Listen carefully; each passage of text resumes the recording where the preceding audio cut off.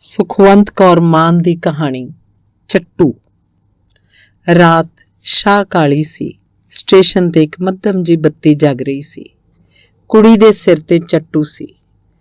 ਕਦੀ ਉਹ ਰੰਗੀਲ ਹੋਏਗਾ, ਗੂੜੀਆਂ ਗੁਲਾਬੀ ਤੇ ਖੱਟੀਆਂ ਧਾਰੀਆਂ ਵਾਲਾ। ਹੁਣ ਪੁਰਾਣਾ ਸੀ, ਕਿਨਾਰੇ ਤੋਂ ਭੁਰਿਆ ਹੋਇਆ ਤੇ ਮੈਲਾ। ਕੁੜੀ ਦੌੜ ਰਹੀ ਸੀ। ਅਚਾਨਕ ਉਹ ਗੱਡੀ ਦੀ ਲਾਈਨ 'ਚ ਅੜਕੀ ਤੇ ਡਿੱਗ ਪਈ। ਗੋਡੇ ਨੂੰ ਮਲਿਆ ਤੇ ਚੱਟੂ ਮੁੜ ਸਿਰ ਤੇ ਰੱਖ ਲਿਆ। ਕੁੜੀ ਦੀ ਮਾਂ ਨੇ ਕਿਹਾ ਸੀ ਉਹਦੇ 'ਚ ਮਸਾਲਾ ਕੁੱਟੇਗੀ ਤੇ ਕੁੜੀ ਨੇ ਚੁੱਕ ਲਿਆ ਸੀ। ਉਹ ਜਿਹੜੇ ਘਰ 'ਚ ਠਹਿਰੇ ਸਨ ਉਹ ਕਿਸੇ ਮੁਸਲਮਾਨ ਲੁਹਾਰ ਦਾ ਘਰ ਸੀ। ਉੱਥੋਂ ਸਭ ਕੁਝ ਲੁੱਟਿਆ ਜਾ ਚੁੱਕਾ ਸੀ। ਇੱਕ ਟੁੱਟਾ ਹੋਇਆ ਚਰਖਾ, ਪਿਛਲੀ ਕੋਠੜੀ ਦੇ ਗੁੱਠੇ ਗੱਡੀ ਹੋਈ ਇੱਕ ਚੱਕੀ ਤੇ ਪੁਰਾਣਾ ਜਿਹਾ ਲੱਕੜ ਦਾ ਚੱਟੂ ਬਚਿਆ ਸੀ। ਉਨੀ ਦਿਨੀ ਪੇਟੀਆਂ ਤੇ ਭਾਂਡਿਆਂ ਦੇ ਭਰੇ ਹੋਏ ਦਲਾਨ ਛੱਡ ਕੇ ਆਈਆਂ ਜਨਾਨੀਆਂ ਵੀ ਨਿੱਕੀ ਜਿਹੀ ਚੀਜ਼ ਮਿਲਣ ਤੇ ਖੁਸ਼ ਹੋ ਜਾਂਦੀਆਂ, ਕਿਸੇ ਦੂਜੇ ਤੱਕ ਪਤਾ ਤੱਕ ਨਾ ਲੱਗਣ ਦਿੰਦੀਆਂ। ਪਿੰਡ ਦੇ ਵੱਡੇ ਸਰਦਾਰ ਨੇ 20-20 ਸੇਰ ਕਣਕ ਪਨਾਹਗੀਰਾਂ ਦੇ ਘਰੇ ਸੁਟਵਾ ਦਿੱਤੀ ਸੀ। ਸਬਜ਼ੀ ਭਾਜੀ ਕੋਈ ਹੈ ਨਹੀਂ ਸੀ। ਮਾਂ ਨੇ ਪਿਛਲੀ ਕੋਠੜੀ 'ਚ ਖਿਲਰੀਆਂ ਲਾਲ ਮਿਰਚਾਂ ਚੁਣ ਲਈਆਂ ਸਨ ਜੋ ਕਾਹਲੀ ਨਾਲ ਕਿਸੇ ਲੁਟੇਰੇ ਤੋਂ ਡੁੱਲ ਗਈਆਂ ਸਨ। ਵਿਹੜੇ 'ਚ ਰਿੜਦਾ ਜਿਹਾ ਇਹ ਚੱਟੂ ਮਾਂ ਨੇ ਚੁੱਕ ਲਿਆ ਸੀ। ਸੋਟਾ ਨਾਲ ਦੇ ਘਰੋਂ ਮੰਗ ਲਿਆਈ ਸੀ ਤੇ ਲਾਲ ਮਿਰਚਾਂ 'ਚ ਲੂਣ ਸੁੱਟ ਰਗੜ ਲਿਆ ਸੀ। ਦਾਦੀ ਲੱਸੀ ਪਤਾ ਨਹੀਂ ਕਿੱਥੋਂ ਮੰਗ ਲਿਆਈ ਸੀ, ਕਿਉਂਕਿ ਲੋਕਾਂ ਨੇ ਪਨਾਹਗੀਰਾਂ ਤੋਂ ਆਪਣੇ ਬੂਹੇ ਭੀੜੇ ਹੋਏ ਸਨ। ਲੱਸੀ 'ਚ ਲੂਣ ਮਿਰਚਾਂ ਘੋਲੀਆਂ ਗਈਆਂ ਸਨ। ਦਾਦੀ ਉਹਨੂੰ ਲੱਸਮ ਪੁਲਾ ਆਖ ਰਹੀ ਸੀ। ਬੱਚੇ ਭੱਜ ਭੱਜ ਕੇ ਸੁੱਕੀਆਂ ਤੰਦੂਰੀ ਰੋਟੀਆਂ ਨੂੰ ਪੈ ਰਹੇ ਸਨ। ਲੱਸ ਪੁਲਾ ਨਾਲ ਸੁੱਕੀਆਂ ਰੋਟੀਆਂ ਬਹੁਤ ਸਵਾਦ ਲੱਗ ਰਹੀਆਂ ਸਨ। ਕੁੜੀ ਦੀ ਮਾਂ ਪਿੱਛੇ ਰਹਿ ਗਈ ਸੀ। ਛੋਟਾ ਮੁੰਡਾ ਕੁੜੀ ਦੇ ਮਗਰ ਦੌੜ ਰਿਹਾ ਸੀ। ਮਾਂ ਦੇ ਸਿਰ ਤੇ ਭਾਂਡਿਆਂ ਵਾਲੀ ਬੋਰੀ ਸੀ। ਉਹਨੇ ਛੋਟੀ ਕੁੜੀ ਨੂੰ ਉਂਗਲੀ ਲਾਇਆ ਸੀ ਤੇ ਦੂਜੇ ਹੱਥ ਨਾਲ ਬੋਰੀ ਥੰਮੀ ਹੋਈ ਸੀ। ਅੰਮ੍ਰਿਤਸਰ ਦੇ ਕਿਸੇ ਲਾਗਲੇ ਪਿੰਡ 'ਚੋਂ ਠਹਿਰੇ ਹੋਏ ਸਨ। ਅੱਜ ਉਹਨਾਂ ਲੁਧਿਆਣੇ ਲਈ ਗੱਡੀ ਫੜਨੀ ਸੀ। ਤੁਰਨ ਤੋਂ ਪਹਿਲਾਂ ਕਿਸੇ ਖਬਰ ਦਿੱਤੀ ਸੀ ਕਿ ਕੁੜੀ ਦਾ ਮਾਮਾ ਲਾਹੌਰ ਸਟੇਸ਼ਨ ਤੇ ਆਪਣੀ ਤ੍ਰੇਹ ਨਾਲ ਮਰਦੀ ਪਈ ਮਾਂ ਲਈ ਪਾਣੀ ਲੈਣ ਲਈ ਉਤਰਿਆ, ਮੁੜ ਨਹੀਂ ਸੀ ਪਰਤਿਆ। ਮਾਂ ਹੌਕੇ ਪਰ ਰੋਂਦੀ ਰਹੀ ਤੇ ਨਾਲ ਸਮਾਨ ਬੰਨ੍ਹਦੀ ਰਹੀ ਸੀ। ਤਾਈ ਤੇ ਚਾਚੀ ਨੇ ਮਾਂ ਨੂੰ ਹੌਸਲਾ ਰੱਖਣ ਨੂੰ ਕਿਹਾ ਸੀ ਤੇ ਫਿਰ ਆਪਣਾ ਸਮਾਨ ਬੰਨ੍ਹਣ 'ਚ ਰੁੱਝ ਗਈਆਂ। ਉਨੀ ਦਿਨੀ ਕੋਈ ਵੀ ਕਿਸੇ ਨਾਲ ਅਫਸੋਸ ਨਹੀਂ ਕਰਦਾ ਸੀ। ਜਿਹਦਾ ਕੋਈ ਮਰ ਜਾਂਦਾ ਆਪੇ ਰੋ ਧੋ ਕੇ ਚੁੱਪ ਕਰ ਜਾਂਦਾ। ਕੁੜੀ ਦੀ ਮਾਂ ਨੇ ਅੱਥਰੂ ਪੂੰਝੇ, ਤਾਈ ਦੀ ਮਦਦ ਨਾਲ ਬੋਰੀ ਸਿਰ ਤੇ ਰੱਖੀ ਤੇ ਪਿੱਛੇ ਪਿੱਛੇ ਤੁਰ ਪਈ। ਤਾਂਗੇ ਤੇ ਚੜ੍ਹ ਜਦੋਂ ਅੰਮ੍ਰਿਤਸਰ ਸਟੇਸ਼ਨ ਤੇ ਪਹੁੰਚੇ ਤਾਂ ਇੱਕ ਮਾਲ ਗੱਡੀ ਵਿਚਕਾਰ ਜੇ ਖੜੀ ਕੂਕਾਂ ਮਾਰ ਰਹੀ ਸੀ। ਹਰ ਫਲੀ 'ਚ ਉਹ ਉਤਰੇ ਤੇ ਗੱਡੀ ਵੱਲ ਭੱਜ ਲਏ ਸੀ। ਸਿਰਾਂ ਤੇ ਸਮਾਨ ਚੁੱਕੀ ਹੌਂਕਦੀ ਜੀ ਤਾਈ ਕੁੜੀ ਨੂੰ ਨਾਲ ਲਈ ਭੱਜ ਰਹੀ ਸੀ। ਮਗਰੇ ਮਗਰ ਬੁੱਢਾ ਦਾਦਾ ਸੀ ਜੋ ਖੰਘ ਰਿਹਾ ਸੀ। ਉਹਦੇ ਹੱਥ 'ਚ ਕੱਪੜਿਆਂ ਨਾਲ ਤੁੰਨਿਆ ਇੱਕ ਥੈਲਾ ਸੀ ਤੇ ਉਹਦਾ ਸਾਹ ਨਾਲ ਸਾਹ ਨਹੀਂ ਸੀ ਰਲ ਰਿਹਾ। ਦਾਦੀ ਲਾਈਨ 'ਚ ਡਿੱਗਦੀ ਬਚੀ ਸੀ। ਕੁੜੀ ਦਾ ਬਾਪੂ ਤੇ ਵੱਡਾ ਵੀਰ ਕਾਫਲੇ ਨਾਲ ਆ ਰਹੇ ਸਨ। ਕਾਫਲਾ ਗੱਡਿਆਂ ਦਾ ਸੀ। ਬਾਕੀ ਦੇ ਸਾਰੇ ਜੀ ਆਪਣੇ ਪਿੰਡ ਦੇ ਕਿਸੇ ਫੌਜੀ ਦੀ ਸਿਫਾਰਿਸ਼ ਨਾਲ ਟਰੱਕਾਂ ਤੇ ਚੜ੍ਹ ਆਏ ਸਨ। ਆਉਣ ਤੋਂ ਪਹਿਲਾਂ ਕਈ ਦਿਨ ਉਹ ਨਨਕਾਣੇ ਸਾਹਿਬ ਦੇ ਕੈਂਪ 'ਚ ਰਹੇ ਸਨ। ਰੇਲਵੇ ਲਾਈਨ ਤੋਂ ਪਾਰ ਖਾਲਸਾ ਸਕੂਲ 'ਚ ਉਹਨਾਂ ਦਾ ਕੈਂਪ ਲੱਗਾ ਸੀ। ਜਦੋਂ ਕੋਈ ਗੱਡੀ ਲੰਘਦੀ ਤਾਂ ਸੋਟੀਆਂ ਨਾਲ ਟੰਗੇ ਹੋਏ ਸਿਲਵਰ ਦੇ ਪਤੀਲੇ ਤੇ ਛੱਜ ਬਾਰੀਆਂ ਤੋਂ ਬਾਹਰ ਲਟਕ ਰਹੇ ਹੁੰਦੇ। ਮੈਲੇ ਕੁਚੈਲੇ ਤੰਬੇ ਧੋਤੀਆਂ ਪਾਈ ਪੂਰਬੀ ਪੰਜਾਬ ਤੋਂ ਆਏ ਮੁਸਲਮਾਨ ਖਿੜਕੀਆਂ ਤੋਂ ਬਾਹਰ ਤਾਈਂ ਪਲਮੇ ਪਏ ਹੁੰਦੇ। ਫਿਰ ਇੱਕਦਮ ਤੜ ਤੜ ਤੜ ਤੜ ਸ਼ੁਰੂ ਹੋ ਜਾਂਦੀ। ਲੋਕ ਗੱਡਿਆਂ ਮਗਰ ਲੁਕ ਜਾਂਦੇ, ਧਰਤੀ ਤੇ ਲੰਮੇ ਪੈ ਜਾਂਦੇ। ਫਿਰ ਵੀ ਅਚਾਨਕ ਕੋਈ ਡਿੱਗਦਾ, ਮਰ ਜਾਂਦਾ। ਸ਼ਹਿਰ ਦੇ ਟਾਲਾਂ ਤੇ ਲੱਕੜ ਖਤਮ ਹੋ ਗਈ ਸੀ। ਬਾਹਰੋਂ ਆਲਾ ਦੁਆਲਾ ਵੱਢ ਲਿਆਏ ਸਨ। ਸਕੂਲ 'ਚ ਡੈਸਕ ਮੇਜ਼ ਤੇ ਕੁਰਸੀਆਂ ਕੱਢ ਧੜਾ ਧੜ ਫੂਕੀਆਂ ਜਾਣ ਲੱਗੀਆਂ ਸਨ। ਸਕੂਲ ਦੀ ਲਾਇਬ੍ਰੇਰੀ 'ਚ ਕਿਤਾਬਾਂ ਦੀ ਲੁੱਟ ਮਚ ਗਈ ਸੀ। ਲੋਕੀ ਅੱਧ 'ਚੋਂ ਕਿਤਾਬ ਪੜ੍ਹਦੇ, ਚੁੱਲ੍ਹੇ 'ਚ ਡਾਹ ਦਿੰਦੇ। ਕੁੜੀ ਤੇ ਉਹਦੇ ਚਾਚੇ ਦੇ ਮੁੰਡੇ ਨੇ ਚੁੱਲ੍ਹੇ 'ਚ ਡਾਹੁਣ ਲਈ ਲਿਆਂਦੀਆਂ ਕਿਤਾਬਾਂ 'ਚੋਂ ਇੱਕ ਦੇਵਾਂ ਤੇ ਪਰੀਆਂ ਦੀਆਂ ਕਹਾਣੀਆਂ ਦੀ ਕਿਤਾਬ ਤੇ ਕੁਝ ਹੋਰ ਬੱਚਿਆਂ ਲਈ ਅੰਗਰੇਜ਼ੀ 'ਚ ਲਿਖੀਆਂ ਕਿਤਾਬਾਂ ਜਿਨ੍ਹਾਂ ਵਿਚਲੀਆਂ ਤਸਵੀਰਾਂ ਉਹਨਾਂ ਨੂੰ ਬਹੁਤ ਚੰਗੀਆਂ ਲੱਗੀਆਂ ਸਨ, ਘਰਦਿਆਂ ਤੋਂ ਚੋਰੀ ਇੱਕ ਬੋਰੀ 'ਚ ਪਾ ਲਈਆਂ ਸਨ। ਬੋਰੀ ਗੱਡੇ ਵਿਚਲੇ ਸਮਾਨ ਹੇਠ ਘਸੋੜ ਦਿੱਤੀ। ਗੱਡੀ ਨੇ ਜ਼ੋਰਦਾਰ ਆਖਰੀ ਕੂਕ ਮਾਰੀ। ਦਾਦੀ ਨੂੰ ਕੰਧਾੜੇ ਚੁੱਕੀ। ਛੋਟਾ ਚਾਚਾ ਦਾਦਾ ਨੂੰ ਸਹਾਰਾ ਦੇਈ। ਤਾਇਆ ਤੇ ਕੁੜੀ ਗੱਡੀ ਵੱਲ ਤੁਰ ਪਏ ਸਨ। ਕੁੜੀ ਫੇਰ ਲਾਈਨ 'ਚ ਡਿੱਗਦੀ ਡਿੱਗਦੀ ਬਚੀ ਸੀ। ਮਰ ਜਾਣੀ ਐ, ਸੁੱਟਦੀ ਕਿਉਂ ਨਹੀਂ ਇਹਨੂੰ? ਮਰ ਜਾਏਂਗੀ ਡਿੱਗ ਕੇ। ਸਿਰ ਤੇ ਵੱਡਾ ਸਾਰਾ ਗੰਢੜ ਚੁੱਕੀ ਆਉਂਦੀ ਤਾਈ ਨੇ ਪਿਆਰ ਭਰੀ ਝਿੜਕੀ ਦਿੱਤੀ ਸੀ। ਸਾਹਮਣੇ ਮਾਲ ਗੱਡੀ ਖੜੀ ਸੀ, ਕੋਲੇ ਨਾਲ ਲੱਥ ਪੱਥ ਤੇ ਚਾਚੇ ਭੱਜ ਕੇ ਕੰਧਾੜੇ ਚੁੱਕੀ ਦਾਦੀ ਨੂੰ ਡੱਬੇ 'ਚ ਲਿਆ ਸੁੱਟਿਆ ਸੀ। ਮਗਰ ਭੱਜੇ ਆਉਂਦੇ ਦਾਦੇ ਨੂੰ ਸਹਾਰਾ ਦੇ ਕੇ ਚੜਾਉਂਦਿਆਂ ਸਮੇਤ ਚੱਟੂ ਦੇ ਉਹਨੇ ਕੁੜੀ ਨੂੰ ਚੁੱਕ ਕੇ ਡੱਬੇ 'ਚ ਰੱਖ ਦਿੱਤਾ ਸੀ। ਧੱਕਮ ਮੁੱਕੀ ਕਰਦੀਆਂ ਮਾਂ ਤੇ ਤਾਈ ਵੀ ਆ ਚੜੀਆਂ ਸਨ। ਉਹਨਾਂ ਆਪਣੀਆਂ ਗੰਢੜੀਆਂ ਬੁਚਕੀਆਂ ਇੱਕ ਕੋਨੇ 'ਚ ਟਕਾ ਲਈਆਂ ਸਨ। ਦਾਦੀ ਸੋਚਾਂ 'ਚ ਡੁੱਬੀ ਸਿਰ ਸੁੱਟੀ ਕੋਨੇ 'ਚ ਗੰਢੜੀ ਤੇ ਬੈਠੀ ਸੀ ਤੇ ਦਾਦਾ ਆਪਣੇ ਸੁਭਾਅ ਅਨੁਸਾਰ ਅੱਖਾਂ ਮੀਟੀ ਬੇਪਰਵਾਹ ਢਾਸਣਾ ਲਾਈ ਉਂਘਾਲ ਰਿਹਾ ਸੀ ਤੇ ਮਾਂ ਦਾਦਾ ਜੀ ਤੋਂ ਘੁੰਡ ਕੱਢੀ ਝੀਣੀ ਬਾਣ ਰੋ ਰਹੀ ਸੀ। ਗੱਡੀ ਲਗਾਤਾਰ ਚੱਲਦੀ ਜਾ ਰਹੀ ਸੀ। ਬਾਹਰ ਤੂਫਾਨ ਚੱਲ ਰਿਹਾ ਸੀ ਤੇ ਹੁਣ ਦਿਨ ਦੇ ਚਾਨਣ 'ਚ ਪਿੰਡ ਦੇ ਕਸਬੇ ਉੱਜੜੇ ਜਾਪ ਰਹੇ ਸਨ। ਇੱਕ ਦੋ ਥਾਈਂ ਉਜਾੜ 'ਚ ਲਾਸ਼ਾਂ ਤੇ ਗਿਰਜਾਂ ਝਪਟ ਰਹੀਆਂ ਸਨ। ਡੱਬੇ 'ਚੋਂ ਇੱਕ ਵਾਰਗੀ ਕੋਈ ਅੱਖਾਂ ਉੱਧਰ ਝਾਕਦੀਆਂ ਫਿਰ ਇੱਕ ਦੂਜੇ ਵੱਲ ਵੇਖੇ ਬਗੈਰ ਇੱਧਰ ਉੱਧਰ ਝਾਕਣ ਲੱਗਦੀਆਂ। ਕਦੀ ਕੋਈ ਗੱਡੀ ਮੁਸਲਿਮ ਪਨਾਹਗੀਰਾਂ ਦੀ ਲੱਦੀ ਹੋਈ ਉਲਟੀ ਦਿਸ਼ਾ ਵੱਲੋਂ ਆਉਂਦੀ ਹੋਈ ਦਿਸਦੀ। ਬਾਰੀਆਂ ਬੂਹੇ ਇੱਕਦਮ ਬੰਦ ਪਾਕ ਵੱਲ ਜਾ ਰਹੀ ਹੁੰਦੀ। ਮਾਲ ਗੱਡੀ ਦੇ ਮੁਸਾਫਰਾਂ ਵੱਲੋਂ ਇੱਕ ਦੋ ਫਾਇਰ ਕੀਤੇ ਜਾਂਦੇ। ਫਿਰ ਦੋਵੇਂ ਗੱਡੀਆਂ ਇੱਕ ਦੂਜੀ ਨੂੰ ਕੱਟਦੀਆਂ ਦੂਰ ਹੋ ਜਾਂਦੀਆਂ। ਲੁਧਿਆਣਾ ਆ ਗਿਆ ਸੀ। ਕੋਲਿਆਂ ਦੀ ਕਾਲਖ ਨਾਲ ਲੱਥ-ਪੱਥ ਲੋਕੀ ਪਲੇਟਫਾਰਮ ਤੇ ਉਤਰ ਰਹੇ ਸਨ। ਬਾਹਰ ਸ਼ਾਇਦ ਕਰਫਿਊ ਲੱਗਿਆ ਸੀ। ਹਵਾ 'ਚ ਇੱਕ ਸਹਿਮ ਸੀ। ਅਜੀਬ ਜਿਹੀ ਘੁਸਰ-ਮੁਸਰ ਹੋ ਰਹੀ ਸੀ। ਅਚਾਨਕ ਤਲਵਾਰਾਂ ਤੇ ਬਰਛੇ ਲਈ ਭਿਆਨਕ ਚਿਹਰਿਆਂ ਵਾਲੇ ਕੁਝ ਲੋਕ ਕਿੱਧਰੋਂ ਪੈਦਾ ਹੋ ਗਏ ਸਨ। ਕੁਝ ਭਿਆਨਕ ਵਾਪਰਨ ਵਾਲਾ ਸੀ। ਪਲੇਟਫਾਰਮ ਉੱਤੇ ਕੁਝ ਹਿਲਜੁਲ ਜਿਹੀ ਹੋਈ ਸੀ। ਫਿਰ ਖਬਰ ਫੈਲ ਗਈ ਸੀ ਕਿ ਮੁਸਲਮਾਨਾਂ ਦੀ ਗੱਡੀ ਨੂੰ ਹਿਫਾਜ਼ਤ ਨਾਲ ਪਾਕਿਸਤਾਨ ਪਹੁੰਚਾਉਣ ਲਈ ਬਲੋਚ ਮਿਲਟਰੀ ਪਹੁੰਚ ਗਈ ਸੀ। ਕਰਫਿਊ ਖੁੱਲ੍ਹ ਗਿਆ ਸੀ। ਇੱਕ ਹਲਚਲ ਜਿਹੀ ਮਚ ਗਈ। ਗੰਢੜੀਆਂ ਬੁਚਕੀਆਂ ਚੁੱਕੀ ਲੋਕ ਸ਼ਹਿਰ ਦੀਆਂ ਸੜਕਾਂ ਵੱਲ ਨੂੰ ਭੱਜ ਉੱਠੇ ਸਨ।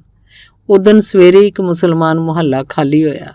ਲੋਕੀ ਕਦੀ ਦੌੜ ਕੇ ਕਦੀ ਹੱਫ ਕੇ ਖਲੋ ਜਾਂਦੇ। ਸਮਾਨ ਨੂੰ ਸੂਤ ਸਿਰ ਘਰ ਫਿਰ ਦੌੜ ਪੈਂਦੇ। ਕੁੜੀ ਤੇ ਉਹਦੇ ਚਾਚੇ ਦਾ ਮੁੰਡਾ ਚੱਟੂ ਨੂੰ ਦੋਵੇਂ ਪਾਸਿਓਂ ਫੜੀ ਦੌੜ ਰਹੇ ਸਨ। ਕੁੜੀ ਦਾ ਚਾਚਾ ਕੰਧ ਟੱਪ ਕੇ ਅੰਦਰ ਜਾ ਵੜਿਆ ਸੀ ਤੇ ਤਾਏ ਤੇ ਉਹਦੇ ਜਵਾਨ ਮੁੰਡੇ ਵੇਖ ਘਰ ਦੇ ਬੂਹੇ ਅੱਗੇ ਲੱਤਾਂ ਪਸਾਰੀ ਬੈਠੇ ਦੋ ਜਣੇ ਪਤਾ ਨਹੀਂ ਕਿੱਧਰ ਉਡੰਤਰ ਹੋ ਗਏ ਸਨ। ਘਰ ਅੰਦਰ ਵੜਦਿਆਂ ਹੀ ਕੜੀਆਂ ਤੇ ਬਾਲਿਆਂ ਵਾਲੀਆਂ ਛੱਤਾਂ ਵੇਖ ਕੇ ਦਾਦੀ ਨੇ ਲੰਮਾ ਹੌਕਾ ਭਰਿਆ ਸੀ।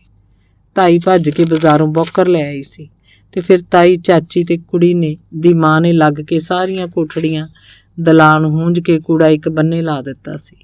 ਦਾਦਾ ਜੀ ਥੋੜ੍ਹੀ ਜਿਹੀ ਮੂੰਗੀ ਦੀ ਦਾਲ ਤੇ ਚੌਲ ਲੈ ਆਏ ਸਨ। ਖਿਚੜੀ ਰਿੱਧੀ ਗਈ ਸੀ। ਰਾਤ ਨੂੰ ਸਰੋਂ ਦੇ ਤੇਲ ਦਾ ਨਿੱਕਾ ਜਿਹਾ ਦੀਵਾ ਬਾਲਿਆ ਗਿਆ ਸੀ ਤੇ ਚੱਟੂ ਮੁੱਦਾ ਕਰਕੇ ਉੱਪਰ ਰੱਖ ਦਿੱਤਾ ਗਿਆ ਸੀ।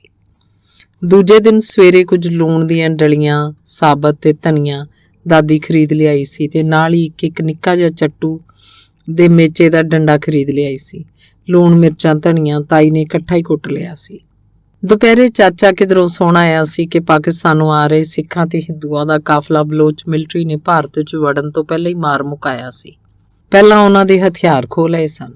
ਸੁਣਦਿਆਂ ਹੀ ਕੁੜੀ ਦੀ ਮਾਂ ਦੜ ਗਾਟੇ ਜਾ ਪਈ ਸੀ। ਵਿਹੜੇ 'ਚ ਬੌਕਰ ਫੇਰਦੀ ਹੋਈ ਦਾਦੀ ਉੱਥੇ ਹੀ ਬੈਠ ਗਈ ਸੀ। ਦਾਦਾ ਕੰਧ ਨਾਲ ਢਾਸਣਾ ਲਾਈ ਬੈਠਾ ਇੱਕ ਟੱਕ ਅਸਮਾਨ ਵੱਲ ਵੇਖੀ ਜਾ ਰਿਹਾ ਸੀ ਤੇ ਚੁੱਪਚਾਪ।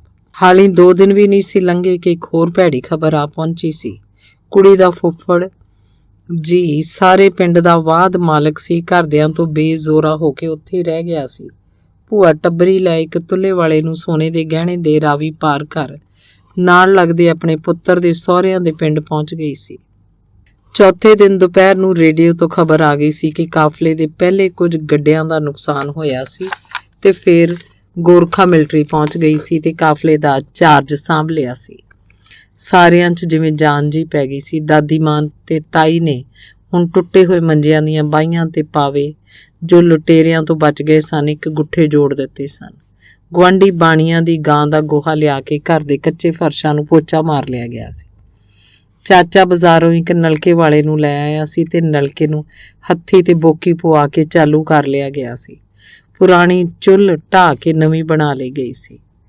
ਕੁੜੀ ਦਾ ਪਿਓ ਤੇ ਭਰਾ ਵੀ ਗੱਡਾ ਲਈ ਆ ਪਹੁੰਚੇ ਸਨ। ਉਹ ਕਾਫਲੇ ਤੋਂ ਦੇ ਕਾਫੀ ਪਿੱਛੇ ਸਨ, ਇਸ ਕਰਕੇ ਬਲੋਚ ਮਿਲਟਰੀ ਦੀ ਮਾਰਕਾਟ ਤੋਂ ਬਚ ਗਏ ਸੀ। ਚਾਚਾ ਜਾ ਕੇ ਭੂਆ ਦੇ ਕੁੜਮਾਂ ਤੋਂ ਉਹਨਾਂ ਨੂੰ ਲੈ ਆਇਆ ਸੀ। ਵੱਡਾ ਮੁੰਡਾ ਉੱਥੇ ਸਹੁਰੀ ਰਹਿ ਪਿਆ ਸੀ ਤੇ ਛੋਟਿਆਂ ਦੋਹਾਂ ਨੂੰ ਭੂਆ ਨਾਲ ਲੈ ਆਈ ਸੀ। ਕੁਝ ਦਿਨ ਘਰ 'ਚ ਫੁੱਫੜ ਦੀਆਂ ਗੱਲਾਂ ਹੁੰਦੀਆਂ ਰਹੀਆਂ ਸਨ। ਉਹਦੀ ਉਦਾਰਤਾ ਤੇ ਅਣਖ ਦੀਆਂ ਗੱਲਾਂ ਹੁੰਦੀਆਂ ਰਹੀਆਂ। ਦਾਦੀ ਨੇ ਉਹਦੇ ਬੱਚੇ ਜਿਉਂਦੇ ਵਾਪਸ ਆ ਜਾਣ ਲਈ ਇੱਕ ਵੱਡੀ ਸਾਰੀ ਸੁੱਖ ਲਈ ਸੀ। ਜ਼ਿੰਦਗੀ ਜਿਵੇਂ ਰਿੜ ਪਈ ਸੀ। ਅਣਜਾਣਿਆਂ ਨੂੰ ਸਕੂਲ ਲੱਭ ਪੜ੍ਹਨੇ ਪਾਇਆ ਗਿਆ ਸੀ। ਦਿਨੇ ਉਹ ਪੜ੍ਹਨ ਜਾਂਦੇ, ਰਾਤੀ ਚੱਟੂ ਨੂੰ ਮੁੱਦਾ ਕਰਕੇ ਮਿੱਟੀ ਦੇ ਤੇਲ ਦਾ ਦੀਵਾ ਰੱਖ ਦੁਆਲੇ ਬੋਰੀਆਂ ਵਿਛਾ ਦਿਓ ਤੇ ਪਰੀਆਂ ਦੀਆਂ ਕਹਾਣੀਆਂ ਵਾਲੀ ਕਿਤਾਬ ਪੜ੍ਹਦੇ। ਇੱਕ ਪੜ੍ਹਦਾ ਦੂਜੇ ਸੁਣਦੇ। ਚੱਟੂ ਹੁਣ ਸਾਰਿਆਂ ਦਾ ਸਾਂਝਾ ਸੀ, ਜਿਵੇਂ ਉਦੋਂ ਸਭ ਚੀਜ਼ਾਂ ਸਾਂਝੀਆਂ ਹੋਇਆ ਕਰਦੀਆਂ ਸਨ। ਕਦੀ ਤਾਈ ਲੂਣ ਕੁੱਟ ਰਹੀ ਹੁੰਦੀ, ਕਦੀ ਚਾਚੀ ਮਿਰਚਾਂ। ਘਰ 'ਚ ਹੁਣ ਨਿੱਕੀਆਂ ਨਿੱਕੀਆਂ ਚੀਜ਼ਾਂ ਆਉਣੀਆਂ ਸ਼ੁਰੂ ਹੋ ਗਈਆਂ ਸੀ। ਚਾਚੀ ਲੂਣਦਾਨੀ ਲੈ ਆਈ ਸੀ।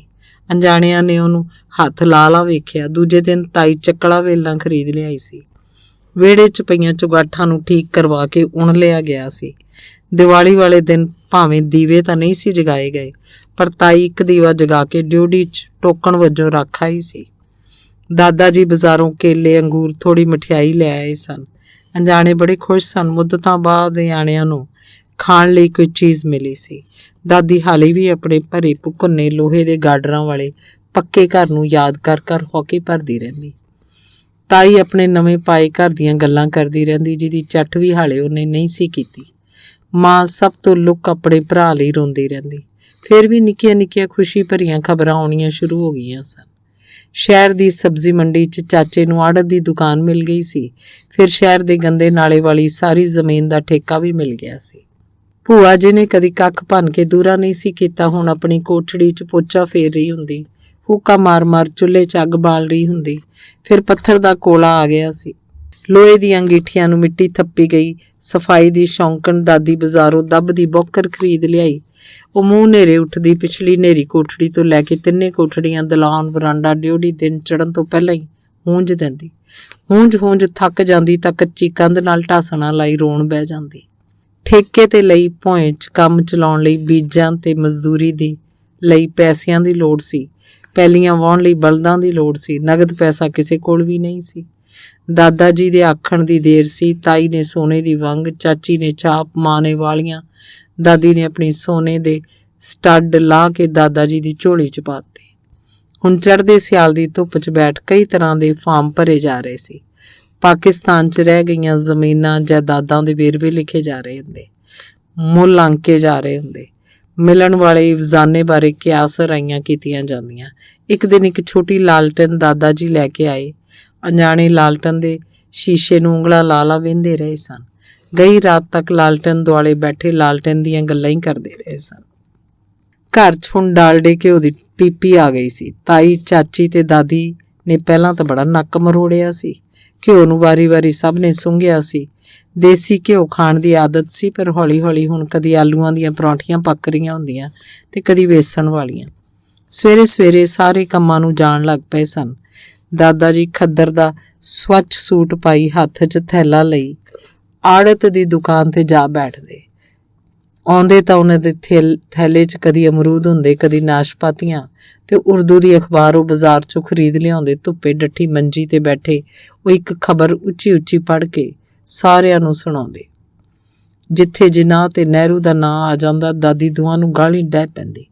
ਦਾਦਾ ਜੀ ਦੇ ਕਹਿਣ ਤੇ ਵੀ ਉਹ ਚੁੱਪ ਨਾ ਕਰਦੀ। ਤੇ ਇੱਕ ਦਿਨ ਦਾਦਾ ਜੀ ਬੋਲੀ 'ਚੋਂ ਇੱਕ ਨਿੱਕਾ ਜਿਹਾ ਸਟੂਲ ਖਰੀਦ ਲਿਆਏ ਸਨ। ਪਹਿਲਾਂ ਵਾਰੋ ਵਾਰੀ ਉਹਦੇ ਤੇ ਰੋਟੀ ਰੱਖ ਕੇ ਸਾਰੇ ਖਾਂਦੇ ਤੇ ਰਾਤ ਨੂੰ ਅਣਜਾਣੇ ਉਹਦੇ ਤੇ ਲਾਲਟਨ ਰੱਖ ਕੇ ਪੜ੍ਹਦੇ। ਕਦੀ ਕਦੀ ਭੂਆ ਡਾਢੀਆਂ ਸੋਚਾਂ 'ਚ ਪੈ ਜਾਂਦੀ। ਫੁੱਫੜ ਬਾਰੇ ਪਤਾ ਲੱਗਾ ਸੀ ਕਿ ਇਲਾਕੇ ਦੇ ਥਾਣੇਦਾਰ ਦੇ ਕਹਿਣ ਤੇ ਵੀ ਉਹਨਾਂ ਪਿੰਡ ਨਹੀਂ ਸੀ ਛੱਡਿਆ। ਅਖੀਰ ਉਸੇ ਥਾਣੇਦਾਰ ਉਹਨਾਂ ਨੂੰ ਗੋਲੀ ਮਾਰ ਦਿੱਤੀ ਸੀ। ਪੁੱਤਰ ਸਹੁਰਿਆਂ ਦਾ ਹੋ ਕੇ ਰਹਿ ਗਿਆ ਸੀ। ਕੋਲ ਜੋ ਮਾੜਾ ਮੋਟਾ ਸੀ ਉਹ ਵੀ ਮੁੱਕਣ ਤੇ ਆ ਗਿਆ ਸੀ। ਉਹ ਨਿੱਕੇ ਨਿੱਕੇ ਸਰਫੇ ਕਰਦੀ ਰਹਿੰਦੀ। ਗੋਹੇ 'ਚ ਕੋਲਿਆਂ ਦੀ ਕੇਰ ਰਲਾ ਉਹ ਅੰਗੀਠੀ 'ਚ ਬਾਲਣ ਲਈ ਲੱਡੂ ਜੇ ਵੱਟ ਲੈਂਦੀ। ਪਰੌਂਠੀ ਦੇ ਇੱਕ ਬੰਨੇ ਘਿਓ ਲਾਉਂਦੀ, ਦੂਜਾ ਸੁੱਕਾ ਰੱਖ ਲੈਂਦੀ। ਪੈਸਿਆਂ ਬਾਰੇ ਝੂਰਦੀ ਤਾਂ ਵਿਚਕਾਰਲਾ ਭਿੰਦਰ ਠੋਡੀ ਤੇ ਹੱਥ ਰੱਖ ਕਿੰਨਾ ਕਿੰਨਾ ਚਿਰ ਸੋਚਦਾ ਰਹਿੰਦਾ। ਇੱਕ ਦਿਨ ਤਾਈ ਬਾਜ਼ਾਰੋਂ ਪੱਥਰ ਦੀ ਕੁੰਡੀ ਖਰੀਦ ਲਿਆਈ। ਲੱਕੜ ਦਾ ਪੁਰਾਣਾ ਚੱਟੂ ਹੁਣ ਬਾਲਣ ਵਾਲੀ ਗੁੱਠੇ ਸੁੱਟ ਦਿੱਤਾ ਗਿਆ ਸੀ। ਮੀਆਂ ਧੁੱਪਾਂ 'ਚ ਉਹ ਹੁਣ ਉੱਥੇ ਹੀ ਪਿਆ ਰਹਿੰਦਾ। ਕੋਈ ਮੰਜੀ ਪੀੜੀ ਟੁੱਟਦੀ ਤਾਂ ਉਹ ਵੀ ਉਸੇ ਗੁੱਠੇ ਸੁੱਟ ਦਿੱਤੀ ਜਾਂਦੀ।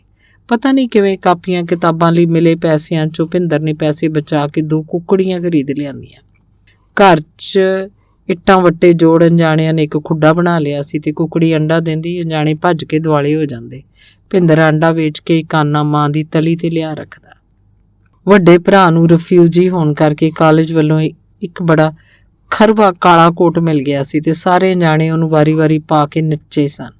ਸਵੇਰੇ ਭਰਾ ਕਾਲਜ ਪਾ ਕੇ ਚਲਾ ਜਾਂਦਾ, ਰਾਤੀ ਗੋਭੀ ਤੇ ਆਲੂਆਂ ਦੇ ਖੇਤ ਨੂੰ ਫੇਰਾ ਮਾਰਨ ਗਏ ਬਾਪੂ ਜੀ ਪਾ ਲੈਂਦੇ। ਬਾਪੂ ਜੀ ਕਿਧਰੋਂ ਇੱਕ ਤੋਕੜ ਜੀ ਮੱਝ ਲੈ ਆਏ ਸਨ ਤੇ ਭੂਆ, ਚਾਚੀ ਤੇ ਤਾਈ ਨੇ ਵਾਰੋ ਵਾਰੀ ਮਾਂ ਨੂੰ ਵਧਾਈ ਦਿੱਤੀ ਸੀ। ਥੋੜਾ ਦੁੱਧ ਸਾਰੇ ਵੰਡ ਕੇ ਪੀ ਲੈਂਦੇ, ਥੋੜਾ ਜਿੰਨਾ ਵੇਚ ਵੀ ਲੈਂਦੇ। ਹੱਥ ਰੱਤਾ ਕੁ ਸੌਖਾ ਹੋ ਗਿਆ ਸੀ। ਮਾਂ ਨੇ ਕੁੜੀ ਨੂੰ ਨਾਭੀ ਖੱਦਰ ਦੀ ਚਾਦਰ ਲੈ ਦਿੱਤੀ। ਭੂਆ ਦੇ ਮੁੰਡੇ ਭਿੰਦਰ ਨੂੰ ਅਜਿਹਾ ਬੁਖਾਰ ਚੜਿਆ ਕਿ ਉਤਰਨ ਦਾ ਨਾਂ ਨਹੀਂ ਸੀ ਲੈ ਰਿਹਾ। ਕੰਮ ਧੰਦੇ 'ਚ ਉਲਝੀ ਭੂਆ ਸ਼ਾਇਦ ਇਲਾਜ ਨਹੀਂ ਕਰਵਾ ਸਕੀ। ਇੱਕ ਵਾਰ ਲੱਥ ਕੇ ਫੇਰ ਚੜ ਗਿਆ ਸੀ। ਵੇਖਦਿਆਂ ਵੇਖਦਿਆਂ ਭਿੰਦਰ ਹੱਥਾਂ 'ਚੋਂ ਨਿਕਲ ਗਿਆ ਸੀ। ਨਾਲ ਹੀ ਬੰਦ ਹੋ ਗਈਆਂ ਸਨ ਦੇਵਾਂ ਤੇ ਪਰੀਆਂ ਦੀਆਂ ਕਹਾਣੀਆਂ। ਮਾਪਿਆਂ ਤੋਂ ਚੋਰੀ ਅਣਜਾਣੇ ਕੁਝ ਦਿਨ ਕੰਧਾਂ ਕੋਠਿਆਂ ਨਾਲ ਲੱਗੇ ਭਿੰਦਰ ਦੀਆਂ ਗੱਲਾਂ ਕਰਦੇ ਰਹੇ ਸਨ। ਭਰਾ ਕਾਲਜ ਸ਼ਹਿਰ ਦੇ ਦੂਜੇ ਸਿਰੇ ਤੇ ਸੀ। ਉਹ ਰੋਜ਼ ਬਾਪੂ ਜੀ ਨੂੰ ਸਾਈਕਲ ਲੈ ਕੇ ਦੇਣ ਲਈ ਆਖਦਾ, ਪਰ ਬਾਪੂ ਜੀ ਕੰਨਾਂ ਰੇੜੇ ਮਾਰ ਦਿੰਦੇ। ਭਰਾ ਰੋਟੀ ਦੀ ਅਖੀਰਲੀ ਗਰਾਈ ਨਿਗਲਦਾ ਹੀ ਦੌੜ ਪੈਂਦਾ। ਦੌੜਦਾ ਦੌੜਦਾ ਹੱਫ ਜਾਂਦਾ, ਤੁਰਨ ਲੱਗਦਾ, ਫਿਰ ਦੌੜਨ ਲੱਗਦਾ। ਦਾਦੀ ਹੁਣ ਆਪਣੇ ਪਾਕਿਸਤਾਨ ਰਹਿ ਗਏ ਘਰ ਲਈ ਅੱਗੇ ਵਾਂਗ ਹਾਈ ਕਲਾਪਨਾ ਕਰਦੀ।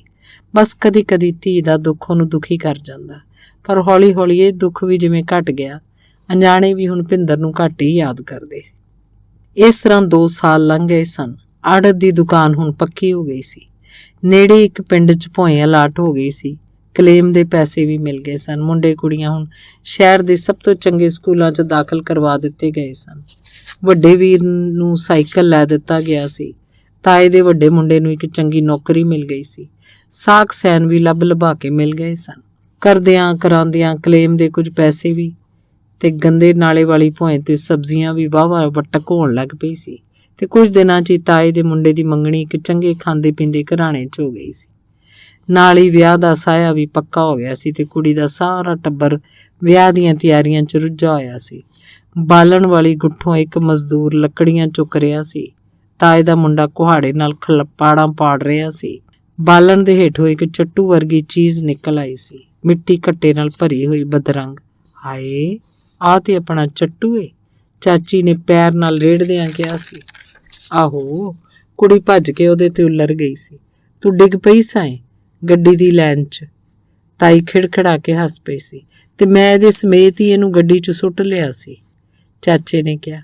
ਇਸ ਰੁੜ ਜਾਣੀ ਨੇ ਚੱਟੂ ਨਾ ਹੀ ਛੱਡਿਆ, ਭਾਵੇਂ ਗੱਡੀ ਉੱਤੋਂ ਦੀ ਲੰਘ ਜਾਂਦੀ। ਤਾਈ ਐਤਕੀ ਜ਼ੋਰ ਦੀ ਮਾਘਾ ਮਾਰ ਕੇ ਹੱਸ ਪਈ ਸੀ। ਹਾਏ, ਤੂੰ ਉਹੀ ਚੱਟੂ ਏ? ਤੇਰੀ ਹੋਏ, ਤੈਨੂੰ ਚੁੱਕੀ ਸਾਡੀ ਕੁੜੀ ਭਾਵੇਂ ਗੱਡੀ ਦੀ ਲਾਈਨ ਹੇਠ ਆ ਕੇ ਮਰ ਜਾਂਦੀ।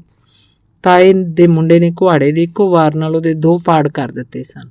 ਸਾਰਾ ਟੱਬਰ ਇੱਕ ਵਾਰੀ ਖਿੜਖੜਾ ਕੇ ਹੱਸ ਪਿਆ। ਹੈ ਤੇਰੇ ਚੱਟੂ ਦੀ। ਤਾਏ ਦੇ ਮੁੰਡੇ ਨੇ ਇੱਕ ਹੋਰ ਜ਼ੋਰਦਾਰ ਸੱਟ ਮਾਰੀ ਸੀ। ਤੈਂ ਤੈਂ ਉਹ ਸੱਟ ਤੇ ਸੱਟ ਮਾਰੀ ਜਾ ਰਿਹਾ ਸੀ। ਚੱਟੂ ਦੀ ਫਿੰਜੜ ਵਿਹੜੇ 'ਚ ਉੱਡ ਰਹੀ ਸੀ। ਨਾਲ ਹੀ ਠਾ ਠਾ ਕਰਦਾ ਹਾਸਾ। ਯਕਦਮ ਕੁੜੀ ਵੀ ਹਾਸੇ 'ਚ ਸ਼ਾਮਲ ਹੋ ਗਈ ਸੀ। ਹੱਸ ਕੇ ਸਾਰਿਆਂ ਦੀਆਂ ਵੱਖੀਆਂ ਟੁੱਟ ਰਹੀਆਂ ਸਨ। ਸਾਹ ਨਾਲ ਸਾਹ ਨਹੀਂ ਸੀ ਪਿਆ ਰਲਦਾ। ਅੱਖਾਂ 'ਚੋਂ ਅਥਰੂ ਵਗ ਤੁਰੇ ਸਨ। ਫਿਰ ਵੀ ਸਾਰੇ ਹੱਸਦੇ ਜਾ ਰਹੇ ਸਨ। ਧੰਨਵਾਦ। ਪ੍ਰਿੰਸੀਪਲ ਸੁਜਾਨ ਸਿੰਘ ਦੀ ਕਹਾਣੀ ਪੌ ਫੁੱਟ ਪਈ। ਨਸੀਮ ਅੰਮ੍ਰਿਤਸਰ ਦੇ ਨਾਜ਼ਮ ਮੁਹੰਮਦ ਐਡਵੋਕੇਟ ਦੀ ਲਾਡਲੀ ਹੁਸੈਨ ਧੀ ਸੀ ਤੇ ਕਠਾਣੀਆਂ ਦੇ ਨੰਬਰਦਾਰ ਮੁਹੰਮਦ ਯਾਸੀਨ ਦੇ ਇਕਲੌਤੇ ਪੁੱਤਰ ਕਪਤਾਨ ਵਾਰਿਸ ਮੁਹੰਮਦ ਨਾਲ ਵਿਆਹੀ ਗਈ ਸੀ। ਵਿਆਹ ਤੋਂ ਮਗਰੋਂ 1.5 ਮਹੀਨਾ ਨਵ ਵਿਵਾਹਤ ਜੋੜੇ ਨੇ ਕਸ਼ਮੀਰ 'ਚ ਬਿਤਾਇਆ ਸੀ। ਬਹੁਤਾ ਚਿਰ ਡੱਲ ਦੀ ਸੁੰਦਰ ਹਾਊਸ ਬੋਟ ਵਿੱਚ। ਕੁਝ ਚਿਰ ਪੇਕਿਆਂ ਦੇ ਰਹਿ ਕੇ ਉਹ ਆਪਣੇ ਪਤੀ ਕੋਲ ਮੇਰਠ ਛਾਉਣੀ ਚਲੀ ਗਈ ਸੀ, ਜਿੱਥੇ ਉਸ ਫੌਜੀਆਂ ਦੀਆਂ ਬੀਵੀਆਂ ਦੇ ਅਦਬ ਅਦਾਬ ਤੋਂ ਇਲਾਵਾ ਮੋਟਰ ਚਲਾਉਣੀ ਵੀ ਸਿੱਖ ਲਈ ਸੀ। ਭਾਵੇਂ ਪੇਕੇ ਤੇ ਸਹੁਰੇ ਦੋਵੇਂ ਖਾਨਦਾਨ ਕੱਟੜ ਮੁਸਲਮਾਨ ਸਨ, ਪਰ ਨੂੰਹ ਧੀ ਦੇ ਨੰਗੇ ਮੂੰਹ ਰਹਿਣ, ਨੱਚਣ ਗਾਉਣ ਆਦਿ ਨੂੰ ਮਜ਼ਹਬ ਦੇ ਖਿਲਾਫ ਹੁੰਦਿਆਂ ਵੀ ਬੁਰਾ ਨਹੀਂ ਸੀ ਮਨਾਉਂਦੇ। ਕੱਲ੍ਹ ਜਦ ਕੱਥੂ ਨੰਗਲ ਵੱਲੋਂ ਸਿੱਖਾਂ ਦੇ ਜੱਥੇ ਨੇ ਰਫਲਾਂ, ਬ੍ਰੇਨ ਗੰਨਾਂ, ਬੰਬਾਂ ਨਾਲ ਹਮਲਾ ਕੀਤਾ ਤਾਂ ਉਹ ਨਿਆਈ ਦੀਆਂ ਪਹਿਲੀਆਂ ਦੇ ਚਰਚ ਸੀ। 2 ਘੰਟੇ ਜੱਥੇ ਦੀ ਤੇ ਪਿੰਡ ਦੀ ਫੌਜੀ ਢੰਗ ਨਾਲ ਲੜਾਈ ਹੁੰਦੀ ਰਹੀ ਤੇ ਨਸੀਮ, ਜੋ ਕਦੀ ਪਿੰਡ 'ਚ ਆਈ ਘੱਟ ਹੀ ਬਾਹਰ ਨਿਕਲਦੀ ਸੀ, ਆਪਣੇ ਆਪ ਨੂੰ ਸੰਭਾਲ ਕੇ ਚਰਚ ਵੜੀ ਰਹੀ। ਗਰਮੀ ਦੇ ਡਰ ਨਾਲ ਨਸੀਮ ਦਾ ਖੂਨ ਮਾਨੋ ਪਸੀਨਾ ਹੋ ਕੇ ਵਗ ਰਿਹਾ ਸੀ। ਅਖੀਰ ਮੋਰਚਾ ਸ਼ੁਰੂ ਹੋ ਗਿਆ। ਜੱਥਾ ਦੱਖਣ ਵੱਲੋਂ ਪਿੰਡ 'ਚ ਦਾਖਲ ਹੋਇਆ ਤੇ ਵੱਢ ਟੁੱਕ ਸ਼ੁਰੂ ਹੋ ਗਈ। ਨਸੀਮ ਦਾ ਡਰ ਜਿਵੇਂ ਅਕਲ ਬਣਦਾ ਜਾ ਰਿਹਾ ਸੀ। ਉਹ ਚਰਚ ਘਿਸਰਦੀ ਪਿੰਡ ਤੋਂ ਦੂਰ ਹੁੰਦੀ ਗਈ। ਬਹੁਤੇ ਮੁਸਲਮਾਨ ਬੇਹੌਸਲਾ ਹੋ ਕੇ ਪੱਛਮ ਵੱਲ ਨੱਠ ਰਹੇ ਸਨ ਤੇ ਜੱਥਾ ਉਹਨਾਂ ਦੁਆਲੇ ਦਾਇਰਾ ਤੰਗ ਕਰ ਰਿਹਾ ਸੀ। ਨਸੀਮ ਪੂਰਬ ਵੱਲ ਨੂੰ ਹਟਦੀ ਜਾ ਰਹੀ ਸੀ, ਕਦੀ ਖਾਲ 'ਚ ਲਿਬੜਦੀ, ਕਦੀ ਸਰਕੜੇ ਨਾਲ ਪੱਛੀਂਦੀ, ਕਦੀ ਗਾਚੇ 'ਚ ਲੁਕਦੀ, ਕਦੀ ਨਕਾਰੀ ਸੁੰਡੀ ਵਾਂਗ ਰੀਂਗਦੀ। ਉਹ ਰਾਤ ਦੇ ਹਨੇਰੇ 'ਚ ਇੱਕ ਖੂਹ ਲਾਗੇ ਜਾ ਪੁੱਜੀ। ਅੰਦਾਜ਼ੇ ਤੋਂ ਆਪਣੇ ਸਹੁਰਿਆਂ ਦਾ ਉੱਚਾ ਮਕਾਨ ਫਕੀਰਾਂ ਦਾ ਦੇਖ ਰਹੀ ਸੀ। ਉਹਦਾ ਖਿਆਲ ਸੀ ਕਿ ਪਿੰਡ 'ਚੋਂ ਕੋਈ ਨਹੀਂ ਬਚਿਆ ਹੋਏਗਾ। ਉਹ ਅੱਲਾ ਦਾ ਵਿਰਦ ਕਰ ਰਹੀ ਸੀ। ਗਮ ਤੇ ਦੁੱਖਾਂ ਦੇ ਹੱਲਿਆਂ 'ਚ ਉਹਨੂੰ ਇਸ ਗੱਲ ਦੀ ਠੰਡ ਸੀ ਕਿ ਉਹਦਾ ਪਤੀ ਪਿੰਡ 'ਚ ਨਾ ਹੋਣ ਕਰਕੇ ਸਹੀ ਸਲਾਮਤ ਹੈ, ਤੇ ਕੀ ਪਤਾ ਕੱਲ੍ਹ ਹੀ ਉਹ ਪਾਕਿਸਤਾਨੀ ਫੌਜ ਦੇ ਟਰੱਕ ਲੈ ਕੇ ਉਸਨੂੰ ਬਚਾਉਣ ਆ ਨਿਕਲੇ। ਪਰ ਕੱਲ੍ਹ ਤੱਕ ਉਸ ਨਾਲ ਕੀ ਨਹੀਂ ਸੀ ਹੋ ਸਕਦਾ, ਇਹ ਖਿਆਲ ਉਸ ਲਈ ਮੌਤ ਤੋਂ ਵੀ ਡਰਾਉਣਾ ਜਾਪਦਾ ਸੀ। ਮੋਏ ਕਾਫਰ, ਹੌਲੀ ਜੀ ਕਹਿ ਕੇ ਉਹ ਇਸ ਖਿਆਲ ਦੇ ਡਰ ਦੇ ਭਾਰ ਨੂੰ ਹਲਕਾ ਕਰਨਾ ਚਾਹੁੰਦੀ ਸੀ।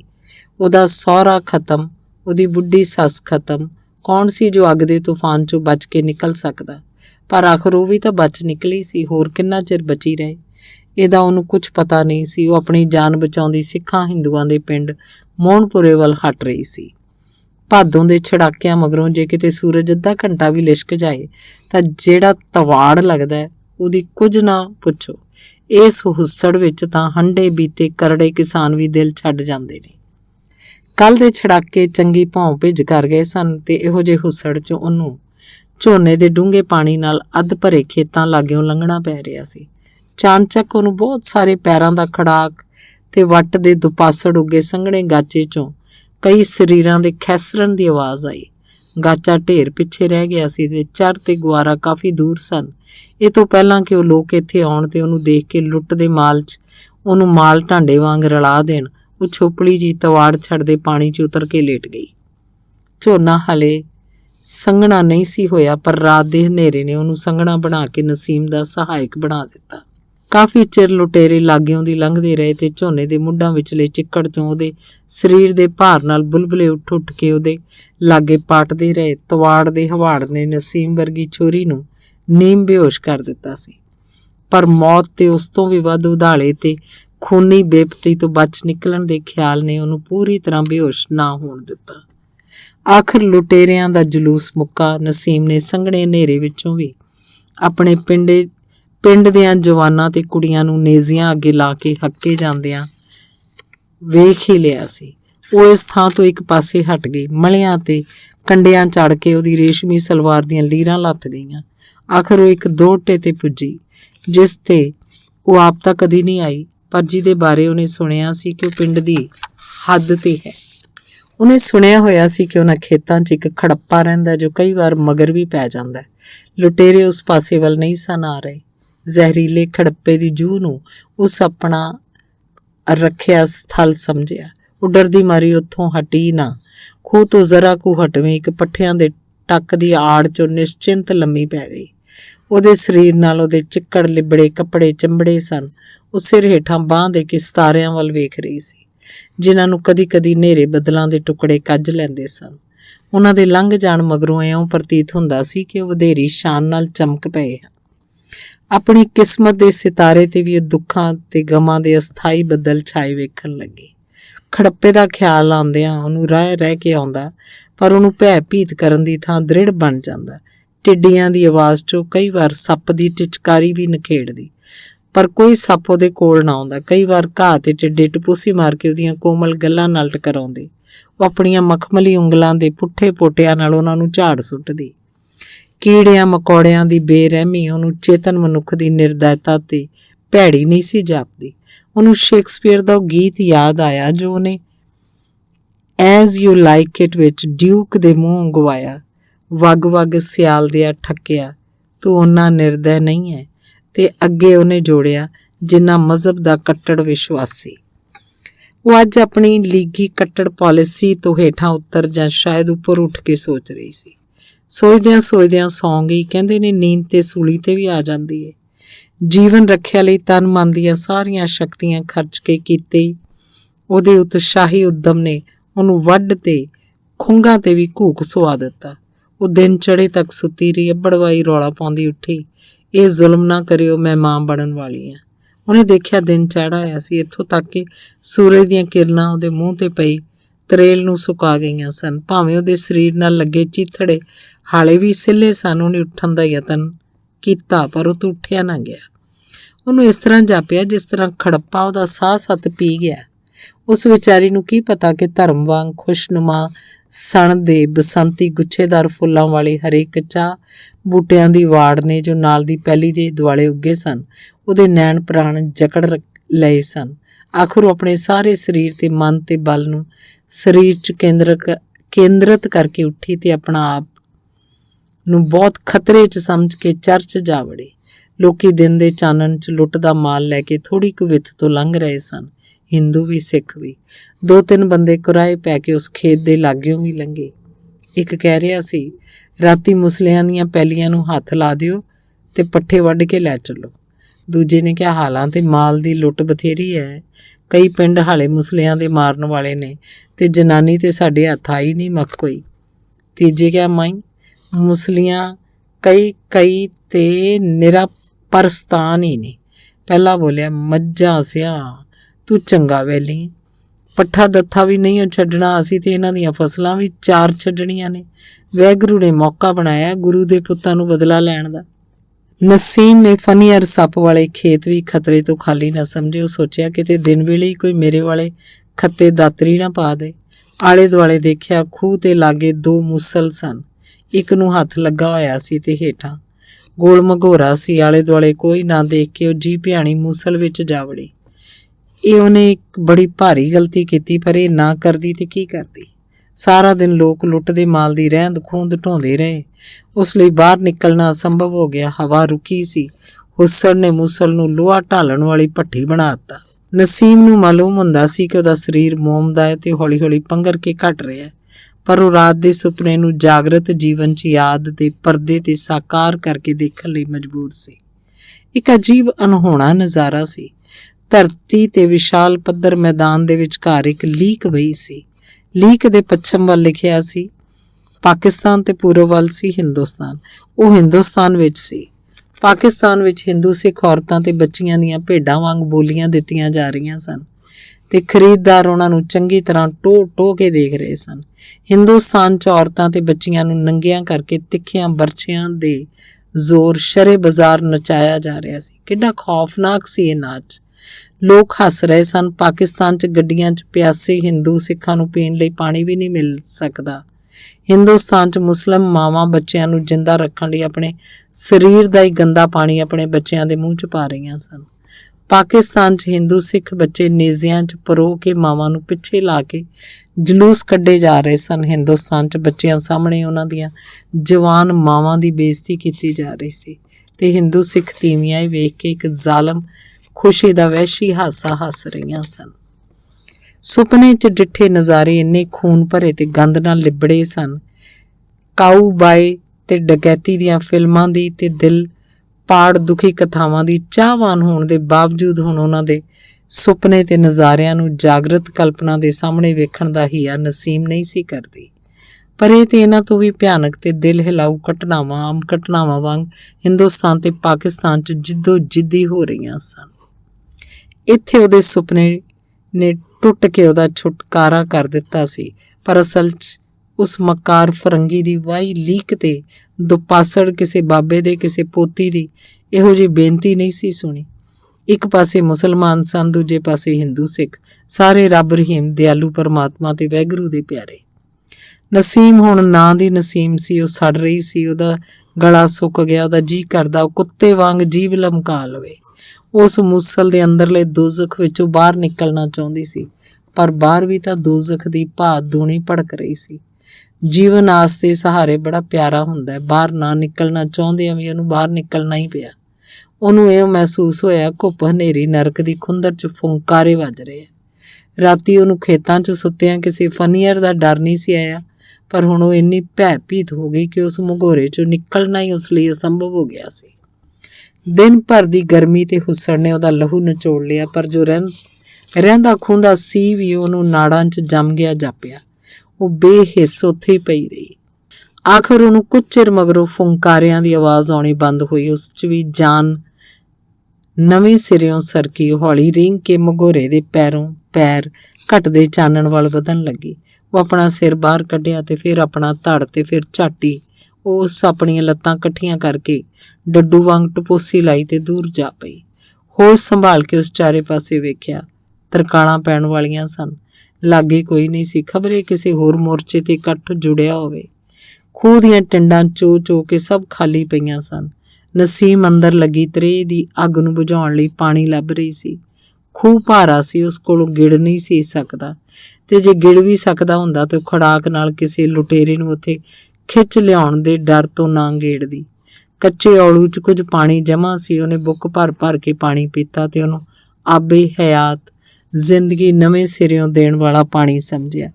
ਉਹਨੂੰ ਕੀ ਪਤਾ ਸੀ ਦਿਨੇ ਉਸ ਔਲੂ ਵਿੱਚੋਂ ਕੁੱਤੇ ਪਾਣੀ ਲੱਭਦੇ ਰਹੇ ਸਨ। ਉਹ ਜਾਣਦੀ ਵੀ ਹੁੰਦੀ ਤਾਂ ਇਹ ਤੋਂ ਸਿਵਾ ਹੋਰ ਕੀ ਕਰਦੀ। ਅਚਾਨਕ ਉਹਨੂੰ ਲਾਗਲੀ ਪੈਲੀ ਦੇ ਟੱਕ 'ਚੋਂ ਆਵਾਜ਼ ਆਈ, ਕਿਹੜੀ ਐ ਤੂੰ? ਜਰਾ ਇੱਧਰ ਆਈ, ਪੱਠਿਆਂ ਨੂੰ ਹੱਥ ਪਵਾਈ। ਨਸੀਮ ਨੇ ਅੱਧ ਕੁ ਮਿੰਟ ਸੋਚਿਆ। ਉਧਰੋਂ ਫੇਰ ਆਵਾਜ਼ ਆਈ, ਆਉਂਦੀ ਨਹੀਂ? ਕੌਣ ਹੈ ਤੂੰ? ਨਸੀਮਾ ਨੇ ਆਵਾਜ਼ ਜਿੱਧਰੋਂ ਰਾਤੀ ਆਈ ਸੀ ਉਸੇ ਪਾਸੇ ਉੱਠ ਦੌੜੀ। ਪੱਠਿਆਂ ਵਾਲਾ ਦਾਤਰੀ ਭਰੀ 'ਚੋਂ ਖਿੱਚ ਕੇ ਪੱਠਿਆਂ ਦੇ ਉੱਤੋਂ ਦੀ ਭੱਜਾ। ਨਸੀਮ ਘਬਰਾਈ, ਉਹਦੀ ਚਾਲ ਨਾ ਸਮਝ ਸਕੀ। ਉਹਨੇ ਕੇਵਲ ਪਿਛਾਂਹ ਮੁੜ ਕੇ ਡਿੱਠਾ, ਪਰ ਪਿੱਛੇ ਕੋਈ ਨਹੀਂ ਸੀ। ਉਹ ਲਾਗਲੇ ਚਰਚ 'ਚ ਵੜਨ ਹੀ ਲੱਗੀ ਸੀ ਕਿ ਜੱਟ ਨੇ ਉਹਨੂੰ ਧੁਆ ਘੇਰਿਆ। ਕੌਣ ਹੈ ਤੂੰ?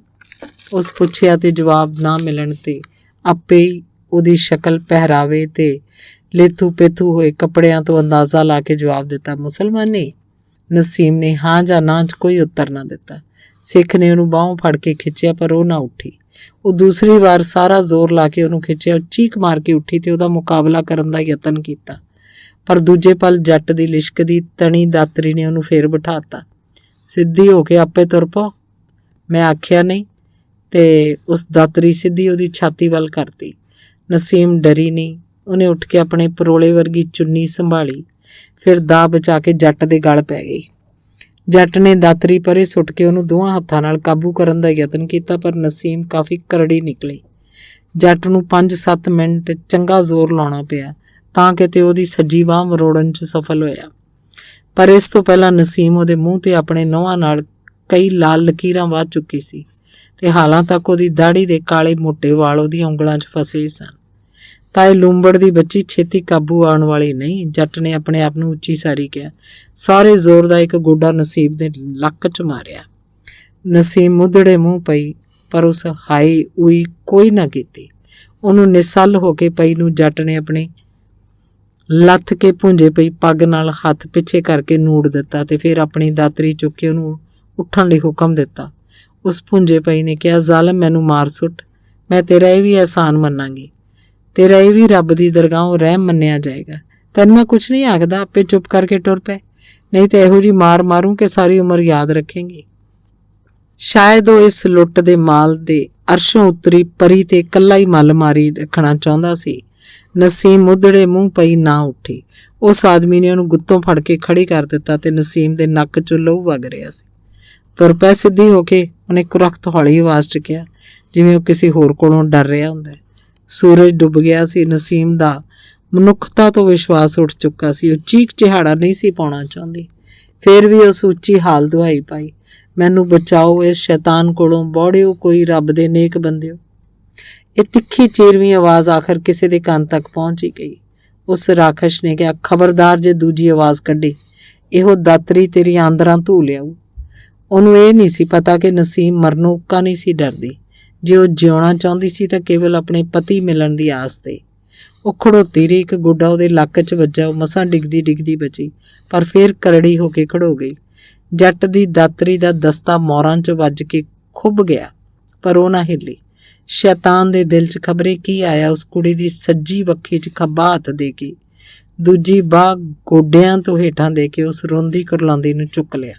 ਅਚਾਨਕ ਇੱਕ ਕਰੜੀ ਆਵਾਜ਼ ਆਈ, ਖਬਰਦਾਰ ਜੇ। ਇੱਕ ਪੈਰ ਵੀ ਪੁੱਟਿਆ। ਪਹਿਲੀ ਦੀ ਨੁੱਕਰ ਤੇ ਕੋਈ ਠਾਠਾ ਬੰਨੀ ਖੜਾ ਸੀ, ਪਰ ਉਹਦੇ ਹੱਥ 'ਚ ਕੁਝ ਨਹੀਂ ਸੀ। ਕੌਣ ਏ ਤੂੰ ਮੈਨੂੰ ਰੋਕਣ ਵਾਲਾ? ਮੈਂ ਕੋਈ ਵੀ ਹੋਵਾਂ, ਤੂੰ ਇਹਨੂੰ ਛੇਤੀ ਛੱਡ ਦੇ। ਬਈ ਤੂੰ ਇਹਨੂੰ ਲੈ ਜਾਏ, ਪਹਿਲੇ ਨੇ ਵਾਕ ਪੂਰਾ ਕਰਦਿਆਂ ਕਿਹਾ। ਨਾਲ ਹੀ ਸ਼ਾਇਦ ਹਿਮਾਇਤ ਹਾਸਲ ਕਰਨ ਲਈ ਜਾਂ ਖਬਰੇ ਬੇਸ਼ਰਮੀ ਦਾ ਨਿਉਂਦਾ ਦੇ ਕੇ ਨਰਮ ਕਰਨ ਲਈ ਉਸ ਕਿਹਾ, ਇਹ ਤੇ ਮੁਸਲਮਾਨੀ ਆ। ਦੂਜਾ ਬੰਦਾ ਦੌੜ ਕੇ ਅੱਗੇ ਹੋ ਗਿਆ। ਪਹਿਲੇ ਕੁੜੀ ਨੂੰ ਉੱਥੇ ਹੀ ਸੁੱਟ ਕੇ ਦਾਤਰੀ ਸੂਤ ਲਈ। ਦੇਖੋ ਇਹ ਆਤਮਿਆਂ, ਜੇ ਇੱਕ ਪੈਰ ਵੀ ਹੋਰ ਅਗਾਂਹ ਪੁੱਟਿਆ ਤਾਂ ਗੋਲੀ ਵਿੱਚੋਂ ਦੀ ਲੰਘਾ ਦੋ। ਪਹਿਲਾ ਆਦਮੀ ਉੱਥੇ ਹੀ ਸਹਿਮ ਕੇ ਖੜ ਗਿਆ। ਨਵੇਂ ਆਦਮੀ ਨੇ ਕੁੜਤੇ ਥੱਲਿਓਂ ਪਿਸਤੌਲ ਕੱਢ ਕੇ ਤਾਣਿਆ ਹੋਇਆ ਸੀ। ਕੋਈ ਗੱਲ ਨਹੀਂ ਮੇਰ ਸਿਆਂ, ਰਹਿਣਾ ਤੇ ਇਸੇ ਬਾਰੇ 'ਚ ਹੀ ਆ ਨਾ ਤੂੰ। ਤੇਰੀ ਖੈਰ ਨਹੀਂ, ਗੁਰੂ ਮਾਰਿਆ, ਤੂੰ ਸੁਲਿਆਂ ਨੂੰ ਬਚਾਉਣਾ ਹੈ। ਕੋਈ ਰੱਬ ਦਾ ਖੌਫ ਕਰ, ਪਰ ਰੱਬ ਨੂੰ ਤਾਂ ਤੁਸੀਂ ਲੋਕ ਮੰਨਦੇ ਹੀ ਨਹੀਂ। ਪੂਛ ਦਬਾ ਕੇ ਭੱਜੇ ਜਾਂਦੇ ਕੁੱਤੇ ਵਾਂਗ, ਪਹਿਲਾਂ ਜਿਵੇਂ ਦੰਦ ਵਿਖਾ ਕੇ ਭੌਂਕਿਆ। ਨਸੀਮ ਸਮਝ ਗਈ ਇਹ ਕੋਈ ਮੁਨਕਰ ਹੈ, ਪਰ ਪਹਿਲੇ ਆਦਮੀ ਦੇ ਲਫ਼ਜ਼ਾਂ ਨੇ ਉਹਦਾ ਨਵੇਂ ਆਦਮੀ ਤੇ ਭਰੋਸਾ ਬਣਾ ਦਿੱਤਾ। ਉਸ ਵੱਲ ਵਧੀ ਨਵੇਂ ਆਦਮੀ ਨੇ ਉਹਦੀਆਂ ਬਾਹਾਂ ਖੋਲ ਦਿੱਤੀਆਂ। ਉਹ ਦੋਵੇਂ ਪਹਿਲੇ ਆਦਮੀ ਤੋਂ ਉਲਟ ਪਾਸੇ ਤੁਰ ਪਏ। ਨਵੇਂ ਆਦਮੀ ਨੇ ਮੂੰਹ ਮੋੜ ਕੇ ਉੱਚੀ ਦੇ ਕੇ ਕਿਹਾ, ਓਏ ਵੱਟ ਤੋਂ ਆਪਣੀ ਪੱਗ ਲੈ ਜਾ, ਐਵੇਂ ਭੱਜਾ ਜਾਣਾ ਹੈ। ਕੁਝ ਦੂਰ ਜਾਣ ਤੋਂ ਮਗਰੋਂ ਮੇਹਰ ਸਿੰਘ ਨੇ ਨਸੀਮ ਨੂੰ ਕਿਹਾ, ਬੀਬੀ ਸਾਨੂੰ ਖੇਤਾਂ ਦੇ ਓਲੇ ਉਸੇ ਪਾਸੇ ਜਾਣਾ ਪਏਗਾ ਜਿਸ ਪਾਸਿਓਂ ਆਏ ਆ। ਉਂਝ ਮੁਸਲਿਮ ਕੈਂਪ ਇੱਥੋਂ ਕੁੱਲ 5 ਮੀਲ ਹੈ, ਪਰ ਹੁਣ ਲੁਟੇਰੇ ਘੋੜੀਆਂ ਤੇ ਸਾਡਾ ਪਿੱਛਾ ਕਰਨਗੇ। ਇਸ ਵੇਲੇ ਘਰ ਘਰ ਰਫਲਾਂ ਨੇ, ਅਸੀਂ ਦੋਵੇਂ ਜਿਉਂਦੇ ਨਹੀਂ ਬਚ ਸਕਦੇ। ਇੱਥੋਂ ਦਾਅ ਨਾਲ ਹੀ ਨਿਕਲਣਾ ਪਏਗਾ। ਰਾਤੀ ਸਾਡੇ ਪੈਰਾਂ ਦੇ ਨਿਸ਼ਾਨ ਇਹਨਾਂ ਨੂੰ ਪੂਰੇ ਨਹੀਂ ਦਿਸਣੇ। ਕਿਤੇ ਡਰਦੀ ਤੇ ਨਹੀਂ ਕੁੜੀਏ ਤੂੰ? ਬੀਬੀ ਤੇ ਕੁੜੀਏ ਸ਼ਬਦਾਂ ਨੇ ਨਸੀਮ ਦੇ ਤਪਦੇ ਦਿਲ 'ਚ ਠੰਡ ਵਰਤਾਤੀ। ਉਹਦਾ ਸਰੀਰ ਹੌਲਾ ਫੁੱਲ ਹੋ ਗਿਆ। ਥਕਾਵਟ ਦਾ ਨਾਂ ਨਿਸ਼ਾਨ ਨਹੀਂ ਰਿਹਾ। ਉਸ ਮਹਿਸੂਸ ਕੀਤਾ ਕਿ ਮੁੜ ਬੱਚੀ ਬਣ ਗਈ ਹੈ ਤੇ ਬਚਪਨ ਦੇ ਲਾਡ ਨਾਲ ਆਪਣੇ ਵੱਡੇ ਭਰਾ ਨੂੰ ਕਹਿ ਰਹੀ, ਨਹੀਂ ਭਰਾ ਜੀ, ਤੁਹਾਡੇ ਹੁੰਦਿਆਂ ਮੈਨੂੰ ਕਾਹਦਾ ਡਰ ਹੈ। ਉਹ ਉਲਟੇ ਪਾਸੇ ਤੁਰ ਪਏ। ਉਸ ਪਿੰਡ ਦੇ ਉੱਤਰ ਵੱਲੋਂ ਵਲਾ ਕੇ ਉਹ ਖੇਤਾਂ ਵੱਲ ਬਚਦੇ ਬਚਾਉਂਦੇ ਚੌਖੀ ਰਾਤ ਪਈ ਇੱਕ ਹੋਰ ਪਿੰਡ ਪਹੁੰਚੇ। ਬਾਰ-ਬਾਰ ਇੱਕ ਕੱਚੇ ਕੋਠੇ ਦੇ ਬੂਹੇ ਨੂੰ ਠਕੋਰਿਆ। ਬੂਹਾ ਖੁੱਲ੍ਹਣ ਤੋਂ ਪਹਿਲਾਂ ਉਹਨੂੰ ਇਸ ਤਰ੍ਹਾਂ 5-4 ਵਾਰ ਠਕੋਰਨਾ ਪਿਆ। ਅੰਦਰੋਂ ਇੱਕ ਬਜ਼ੁਰਗ ਹਿੰਦੂ ਨਿਕਲਿਆ। ਹਨੇਰੇ 'ਚ ਹੀ ਨਸੀਮ ਵੱਲ ਵੇਖ ਕੇ ਕਹਿਣ ਲੱਗਾ, ਕੋਈ ਮੁਸਲਮਾਨ ਬੀਬੀ ਹੈ? ਮੇਹਰ ਸਿੰਘ ਦੇ ਹਾਂ ਕਹਿਣ ਤੇ ਬਜ਼ੁਰਗ ਨੇ ਨਸੀਮ ਨੂੰ ਕਿਹਾ, ਧੀਏ ਸਾਹਮਣੀ ਕੋਠੀ 'ਚ ਮੰਜਾ ਡਿੱਠਾ, ਚੈਨ ਨਾਲ ਆਰਾਮ ਕਰ, ਮੈਂ ਦੁੱਧ ਭੇਜਦਾ ਤੇਰੇ ਲਈ। ਤਸੱਲੀ ਨਾਲ ਦੁੱਧ ਪੀ ਕੇ ਨਸੀਮ ਬੜੀ ਤਸੱਲੀ ਨਾਲ ਸੁੱਤੀ। ਤੜਕੇ ਜਦੋਂ ਉਹਨੂੰ ਉਠਾਇਆ ਗਿਆ ਤਾਂ ਉਹਦਾ ਉੱਠਣ ਨੂੰ ਜੀ ਨਹੀਂ ਸੀ ਕਰਦਾ। ਸ਼ਾਇਦ ਕਈ ਬਹਿਸ਼ਤਾਂ ਦੇ ਸੁਪਨੇ ਲੈ ਰਹੀ ਸੀ। ਉਹਨੂੰ ਇੱਕ ਖੱਦਰ ਦੀ ਚਾਦਰ ਉੱਤੇ ਲੈਣ ਨੂੰ ਦਿੱਤੀ ਗਈ। ਇੱਕ ਸਾਦਾ ਸੂਟ, ਉਹਦੀ ਬਾਂਹ 'ਚ ਇੱਕ ਲੋਹੇ ਦਾ ਕੜਾ ਪਵਾਇਆ ਗਿਆ। ਮਨੇਰੇ ਹੀ ਮੇਹਰ ਸਿੰਘ ਤੇ ਨਸੀਮ ਬਾਹਰ ਨਿਕਲੇ। ਪੈਲੀਆਂ 'ਚ ਵਲਦੇ ਵਲਾਉਂਦੇ ਉਹ ਪੱਕੀ ਸੜਕ ਤੇ ਜਾ ਪੁੱਜੇ। ਕੁਝ ਚਿਰ ਉਹ ਇਸ ਤਰ੍ਹਾਂ ਖਲੋਤੇ ਰਹੇ ਜਿਵੇਂ ਕਿਸੇ ਲਾਰੀ ਦੀ ਉਡੀਕ 'ਚ ਹੋਣ। ਆਖਰ ਉਹ ਚਾਦਰ 'ਚ ਕੱਜੀ ਨਸੀਮ ਨੂੰ ਸੜਕ ਕੰਢੇ ਬਹਿ ਜਾਣ ਲਈ ਕਿਹਾ। ਮੇਹਰ ਸਿੰਘ ਨੇ ਵੀ ਕੱਪੜੇ ਬਦਲੇ ਹੋਏ ਸਨ। ਉਹ ਹਲਵਾਹਕ ਜੱਟ ਮਾਲੂਮ ਹੁੰਦਾ ਸੀ ਜੋ ਹੁਣੇ ਜੋਤਰਾ ਲਾ ਕੇ ਆਇਆ ਹੋਵੇ। ਅਖੀਰ ਮਿਲਟਰੀ ਦਾ ਇੱਕ ਟਰੱਕ ਆਉਂਦਾ ਦਿਸਿਆ। ਮੇਹਰ ਸਿੰਘ ਨੇ ਬੈਟਰੀ ਦੇ ਲਿਸ਼ਕਾਰੇ ਨਾਲ ਉਹਨੂੰ ਖੜਾ ਕਰ ਲਿਆ। ਉਸ 'ਚ ਕੁਝ ਪੇਂਡੂ ਮੁਸਲਮਾਨ ਤੇ ਪਾਕਿਸਤਾਨੀ ਸਿਪਾਹੀ ਸਨ। ਭੈਣ, ਉਸ ਨਸੀਮ ਨੂੰ ਕਿਹਾ, ਆ ਜਾ, ਇਹ ਤੈਨੂੰ ਤੇਰੇ ਟਿਕਾਣੇ ਪਹੁੰਚਾ ਦੇਣਗੇ। ਮਿਲਟਰੀ ਦੇ ਆਦਮੀਆਂ ਵੱਲ ਵੇਖਦੇ ਉਸ ਕਿਹਾ, ਇਹ ਕੈਪਟਨ ਵਾਰਿਸ ਮੁਹੰਮਦ ਦੇ ਘਰੋਂ ਹਨ। ਨਸੀਮ ਟਰੱਕ ਤੇ ਚੜ੍ਹਾ ਲਈ ਗਈ। ਟਰੱਕ 'ਚੋਂ ਇੱਕ ਆਦਮੀ ਨੇ ਉੱਚੀ ਦਿੱਤੀ ਕਿਹਾ, ਤੂੰ ਮੇਹਰ ਸਿਆਂ, ਜ਼ਰੂਰ ਜਾਨ ਗਵਾ ਬੈਠੇਂਗਾ ਆਪਣੇ ਭਰਾਵਾਂ ਹੱਥੋਂ ਹੀ। ਚੰਗਾ ਜ਼ਹੂਰ, ਜੇ ਨੇਕ ਕੰਮ ਕਰਦਿਆਂ ਮੌਤ ਆਉਂਦੀ ਹੈ ਤਾਂ ਲੱਖ ਵਾਰ ਆਏ। ਜ਼ਹੂਰ ਦੇ ਨੇ ਇਸ ਇਲਾਕੇ 'ਚ ਮੁਸਲਮਾਨਾਂ 'ਚੋਂ ਵੱਡਾ ਕਾਫਰ ਤੇ ਮੁਨਕਰ ਮੰਨਿਆ ਜਾਂਦਾ ਸੀ।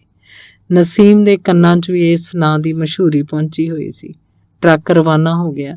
ਭਰਾ ਜੀ, ਫੇਰ ਮਿਲਾਂਗੇ ਕਦੀ, ਨਸੀਮ ਨੇ ਉਹਨੂੰ ਵਲਾਇਤੀ ਢੰਗ ਨਾਲ ਹੱਥ ਨੂੰ ਹਿਲਾਉਂਦਿਆਂ ਉੱਚੀ ਪੁਕਾਰ ਕੇ ਕਿਹਾ। ਤੇ ਸਾਰਾ ਰਾਹ ਉਹ ਸੋਚਦੀ ਗਈ, ਇਹ ਕਿਸ ਤਰ੍ਹਾਂ ਦੇ ਕਾਫਰ ਹਨ। ਤੇ ਆਖਰ ਪੌ ਫੁੱਟ ਪਈ। ਧੰਨਵਾਦ।